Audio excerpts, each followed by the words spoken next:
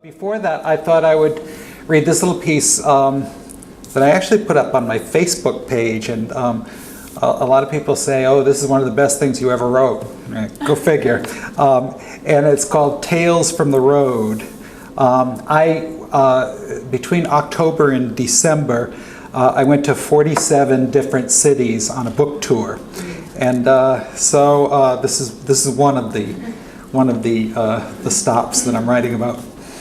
I am riding toward number 43 of my 47 stop book tour. My driver, or fan, drops me off in front of the store. It's the grand opening of this suburban Illinois Costco. Because of traffic, I'm 10 minutes late and full of apologies, but none of the front door greeters know what I'm talking about. Book signing? A manager says. No, I don't think we do those, but maybe if you write to the company. Several people with clipboards approach. Each tries to sign me up for a Costco membership. Declining, I ask for directions to the men's room and the book department.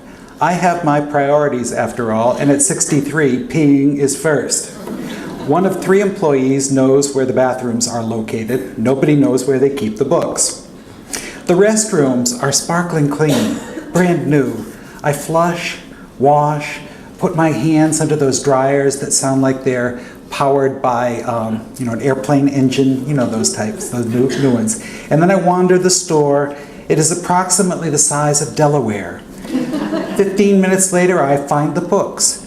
We Are Water is stacked in piles roughly the same cubic footage as one of those pre-assembled backyard sheds that they sell.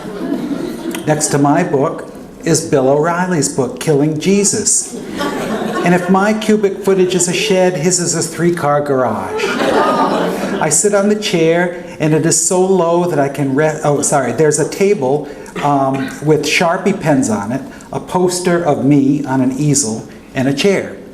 I sit on the chair, and it is so low that I can rest my nostrils on the tabletop.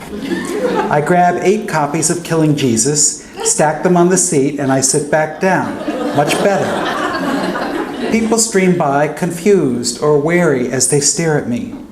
Have I sprouted a horn or a melon-sized goiter?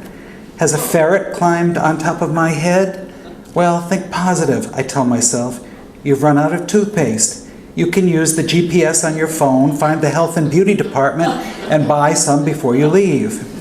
A young manager stops by and he asks me if he can get me anything. How about some book enthusiasts, I think. But what I say is, some water, please? He says he'll be right back with the water. Whoops, excuse me, O'Reilly. 20 minutes in, my first customer approaches the table. A little girl about 6. How much are these? She asks, pointing to the Sharpies. When I tell her they're not for sale, she blinks back her tears and then wanders away toward her mother in fleece wear. A couple stops. They look Middle Eastern. They may be Islamic. The wife is wearing a headscarf. The husband asks what my book is about. Well, it's partly about a wife who leaves her husband for a woman, I say. The husband frowns, takes his wife by the arm, and rushes her away. I chase after them, calling, well, it's also about a flood. They round the snow tire aisle, never to be seen again.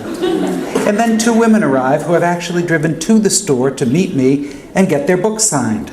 Wow, we thought there'd be a line, one of them says. Yeah, no line, I shrug. I sign, I pose for pictures with them, we chat. They say they're looking forward to reading the novel. I glance at my watch. I have about 2 more hours to go. Well, would you like me to read you the first chapter? I ask them. Or maybe the first 5 or 6? One of the women seems interested, but the other says she has to go home and start thawing out her turkey. It's only Monday. Thanksgiving is Thursday. Why has she broken into a run? A husband and wife have an argument right in front of my table. Here's the dialogue. Wife: can you wait 2 seconds? I want to finish reading his book jacket. Husband: yeah, and I want those free mini meatballs they're giving away down the aisle. And if they run out before we get there, you're going to go home and make me some goddamn meatballs.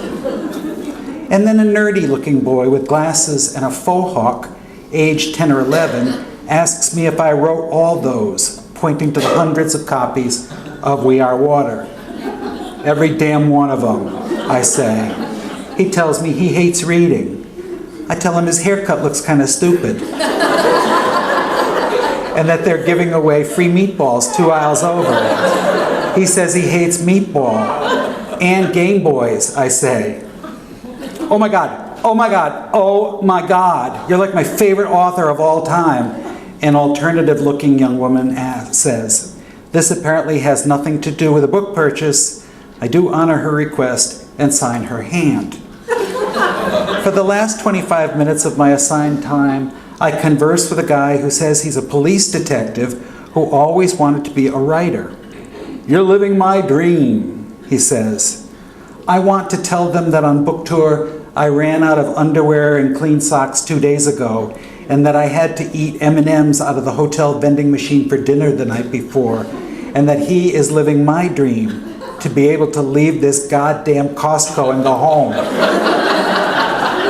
Well, I never get my water.